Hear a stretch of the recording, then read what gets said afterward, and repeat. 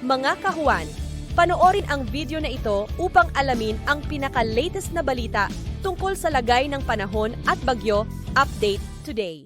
Ngayong araw wala po tayong minomonitor na bagong sama ng panahon o low pressure area sa loob ng ating Philippine Area of Responsibility.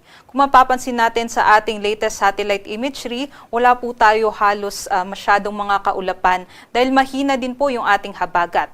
Ngayong araw nga, ang habagat natin ay nakakaapekto lamang sa Batanes at sa may Babuyan Islands. In the next 4 to 5 days, wala naman po tayong inaasahan na mamumuo na bagong sama ng panahon at over the weekend po, mas inaasahan po natin na itong habagat ay mas lalakas na at makakaapekto sa kanlurang bahagi ng Northern and Central Luzon.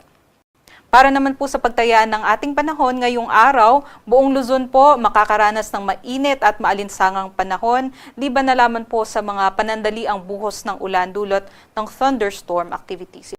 Sa halos buong Palawan, Visayas and Mindanao nga, inaasahan din po natin generally fair weather conditions po tayo even in the next 2 days. Para naman po sa kalagayan ng ating karagatan, wala din po tayong nakataas na gale warning, so malaya naman po makakapaglayag yung ating mga kababayan.